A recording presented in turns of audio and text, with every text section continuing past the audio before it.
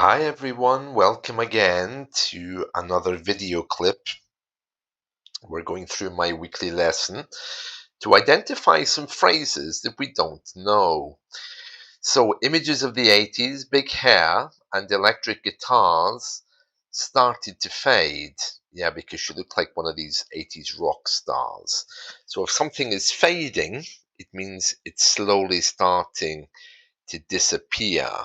I'm sure you know this already. Yeah, they would be more fluent. So if there were rock bands or groups around me, they would be speaking better English, I think, than she was. It says here, sure, why not? So just to give you the background to this, okay, this, as I'm sure you know already, this woman came to the door, she knocked on it, and she said, would I keep something for the neighbor? And I said, yeah, why not? After all, he's taken things from me in the past. So, yeah, nice man. Um, and she said, we have a washing machine, a toaster, and an electric fire. At that point, her head leaned slightly to the left and she showed teeth. She clearly felt we had some kind of affinity. It means some kind of a thing in common. If you have an affinity with someone, you have some reason to like them. Maybe because you work in the same place, maybe because you have the same hobby, or maybe in this case, it's just because you do good deeds. You like doing nice things. So at this point, her head leaned slightly to the left and she showed teeth. That's just a way of saying that she smiled. Okay. She clearly felt we had some kind of affinity, so we had something in common. She was picking up from me that I was willing to help. She also was trying to help this guy, but I'm not sure why she thought that. I looked behind myself briefly because her gaze kind of said, what a cute cat. But my cat was nowhere to be seen. He hasn't been receiving visitors in recent days because of his sickness.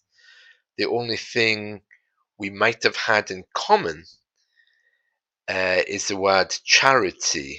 Whoever she was offering charity to my neighbor Danny, and I was doing the same thing by offering to take his stuff for him.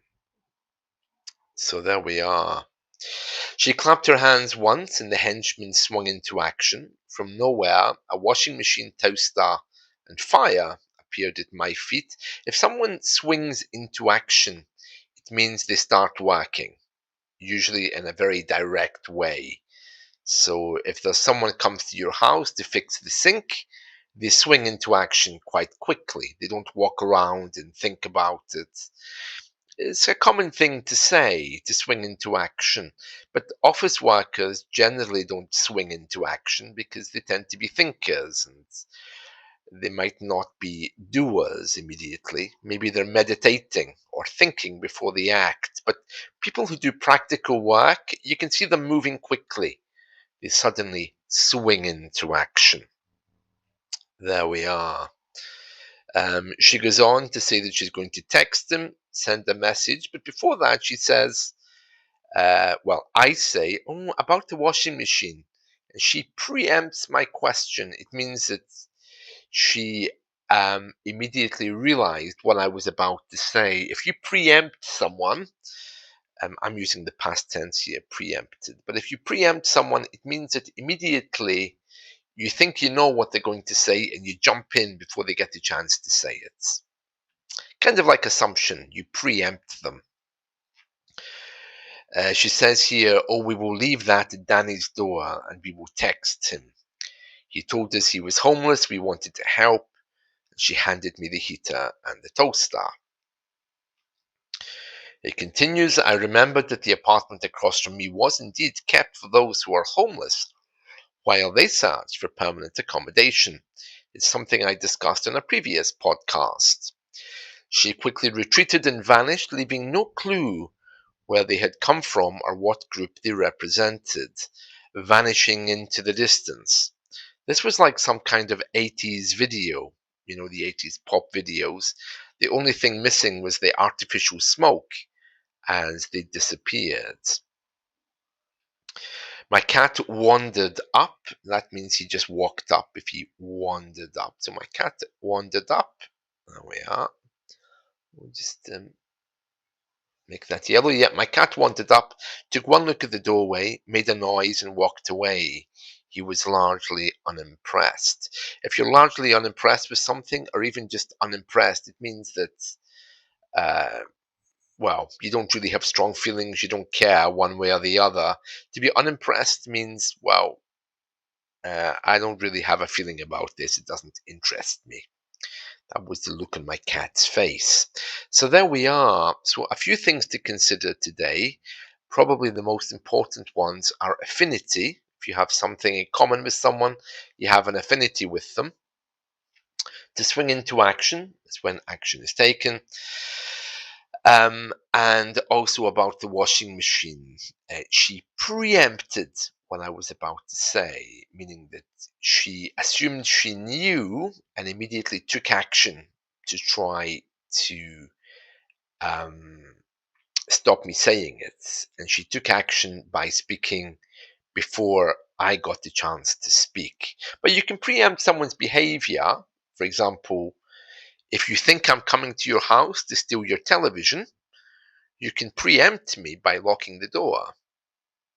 Yeah, so to preempt is to know what I'm going to do next and take action to either do it before me or to stop me doing it. But if you preempt someone, you basically guess at their next move or their next word.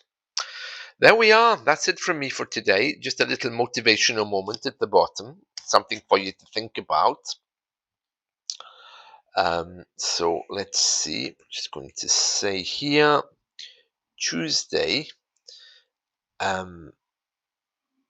What is your biggest challenge in studying English? What's your biggest challenge in studying English? I want you to think about that. Your biggest challenge in studying. Could be the kids, could be the family, could be other things that you have to do. I'd like to know.